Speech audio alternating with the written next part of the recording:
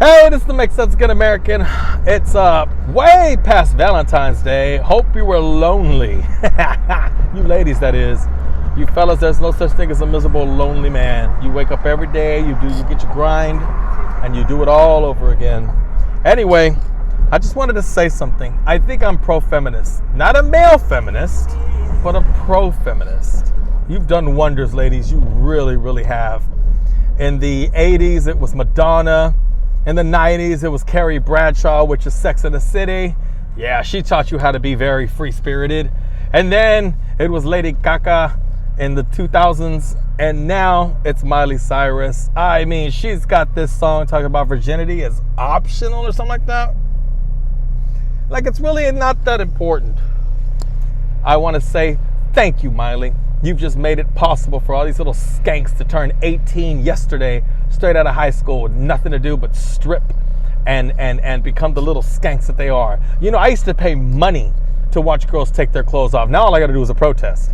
All I got to do is put on a show talking about pro-life. We're going to do a march for pro-Christianity. Oh, we're going to do a march for for the Republican Party. And there's a bunch of naked chicks coming up at me screaming. I like that shit. I don't know why you thought taking your clothes off and showing nipplage was going to make me a miserable man. I get to keep my money in my pocket and watch body parts. I'm just saying. You know. Anyways, another thing that you feminists, by the way, I love you for thinking that way. You are very open-minded. Another thing I like about you feminists is you can't keep your panties off of your ankles.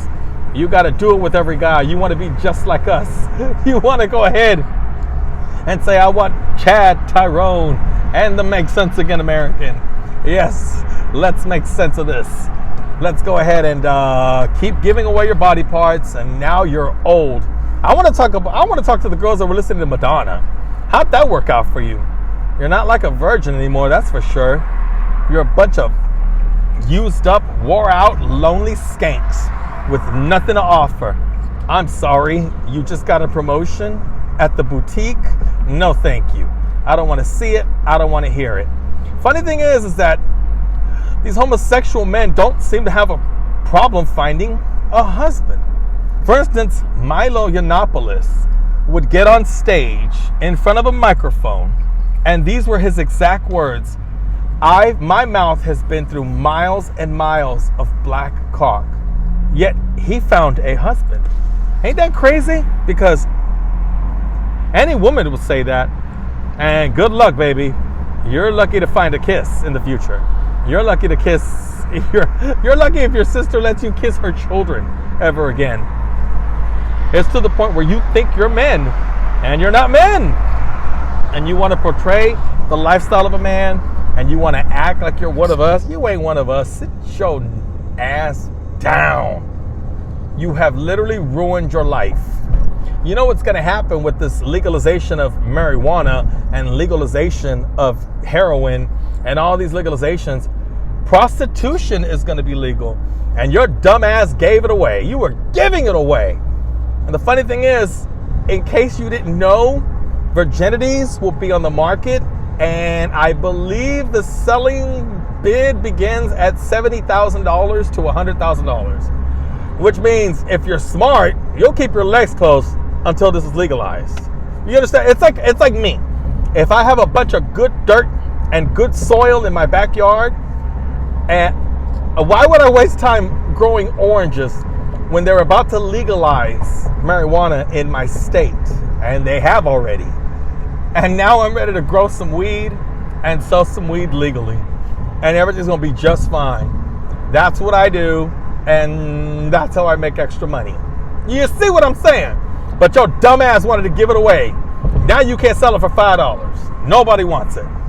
The least you can do is wake up one day, turn 18, and get $100,000 in your pocket. Sorry, but that's damn good money for something that was given to you. A gift. We in the community always say that you have the power, and that is power. That is a magic wand you have. Don't break it. It could do wonders for you, or you could use it for bad and be miserable, and everybody's played with the magic wand. Yep, they seen your magic tricks and your performances. Yes, we put our hands together and we were like, yeah, very good. On to the next one, though. There's a magic show on the other side. I'm going over there. I already got the ticket. Goodbye. And you're thinking you could do magic for a new guy. He's like, I've seen that trick before. But you know what they haven't seen? A virgin. Men pay top dollar for it. I can't wait for prostitution to be legal. Come on, feminists. Where are you at? Oh, wait a minute. See, feminists don't fight for prostitution to be legal because it pleases the man and we use the women as objects. But regardless, the more the topic keeps coming up, a lot of people, even conservatives I listen to, say prostitution should just be legal. Yes, it's going to make a world of trashy women, but at least you know that she's not just banging any guy. She's banging guys with money. I actually have respect for a woman that says, hey, you want? I'm selling it. Would you like to purchase some? I have respect for that. Not a lot of times do I say, yes, I'll purchase. Because I have my line of ladies that love me and I love them in their own special way. Yes, feminists, you're doing a great job with telling these women to keep the panties on the ankles. I want to tell you thank you. This is just a post-Valentine's love. I'm giving you a heart through YouTube and telling you that I'm so thankful that you exist. Now, you want equal pay? Yeah, I don't care about all that. I hope you get equal pay. Yeah, I'm talking about the feminist skanks, the girls that do the slut walks, the girls that wear lingerie and want to say respect me. Yeah. I'll just look at these pictures later and beat the crap out of it like it owes me money. But the thing of it is that when you think like that and you're teaching your young female brethren to think that way, you're ruining them. What's your motive? I mean, why are you a horrible big sister to your younger sisters? We don't do that in the community. We don't do that. I would never tell my nephew, make 16 kids and get hit with child support and want to suicide with nothing in your pocket. We would never tell our sons that, or our nephews or sons that. We just don't do that. Why do you women do that? Are you just that jealous that she's really beautiful and young and you made a mistake and used your path and say that feminism was right all the time and now it bit you in the ass? Feminism is going to bite you in the ass. You are going to hit the wall. There is no stopping it. Once you hit the wall, it's over. You're ugly. You've never thought you'll hear those words, but you are butt ugly. Nobody looks at you.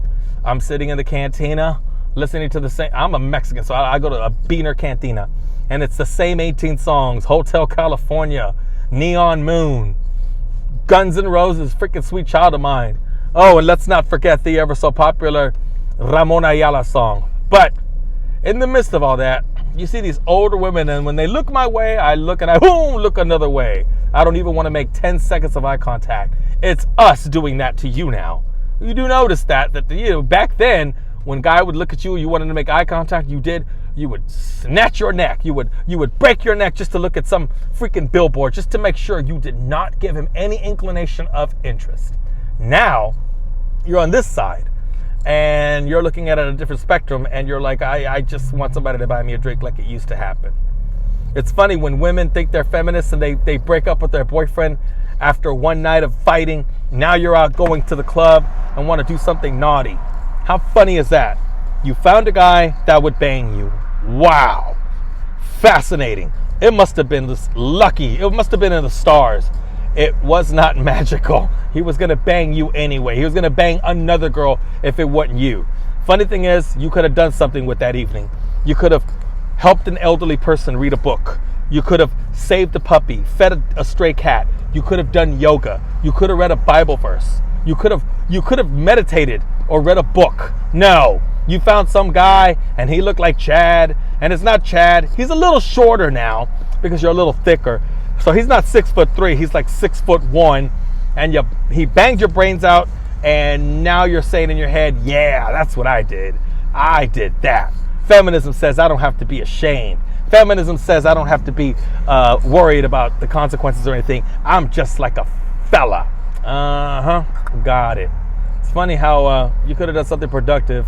Like I said, you could have went to a nursing home, and read an old lady her favorite book, but you didn't. You did that. That's what you did. Challenge, ladies. if you do leave your husband, why don't you go to a club and see how many drinks you can scour up? Yeah, chances are you're only going to get 2 from the old ugly men, but not the hot guys, unless you have that look of your face as, I just want to bang. I'm mad at my boyfriend. Who wants to take me home? Oh, I'll take you home. Oh yeah, that's me. Thank you, feminism. So, feminism is taking away your guilty conscience. Feminism lets you think that you're a guy. Feminism makes you think that you can do this. Now, once again, I don't want to talk about equal pay. I don't want to talk about sexual harassment. I don't care for any of that. I don't care if somebody offended you with a dirty joke by the water cooler. What the hell do I care? Am I getting banged? Am I getting... Are we going to bang out? You know what I'm saying? Are we doing that? Because if you want to talk to me about that, I don't want to talk about that. I don't care who offended you. The hell do I care? I want to shebang. That's what I want to do. I want to shebang. All right. Well, anyways, this was a love letter to feminism. This was my love letter. This is my Valentine's card to you. A big middle finger and just thank you. Thank you so much. However, every female I get a hold of, my little nieces and all my sisters, didn't fall for that. They saw that I was a big time perv, that I was an incel, that all I did was talk about booty and body parts. They saw that and they're like, I need to stay away from guys. If this is how guys think, and I told them.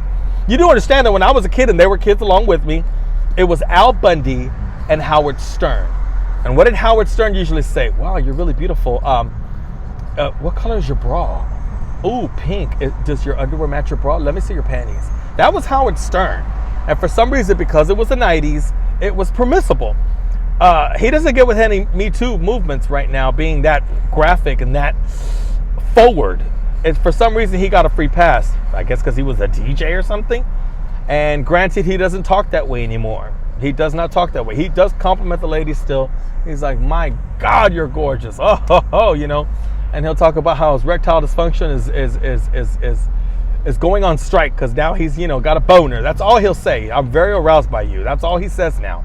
He's calmed down a little bit. But that was the era I grew up in. So when Al Bundy would talk about body parts, and so would he, and other people that influenced me in the entertainment level, I turned into him, or I was one of them.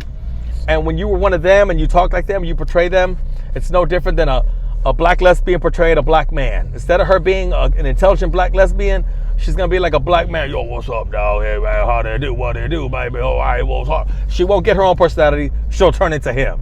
Instead of becoming like a white lesbian and showing her true colors and her mannerisms and how she is, she'll just turn into that. Well, I turned it to Howard Stern, and that's what I did.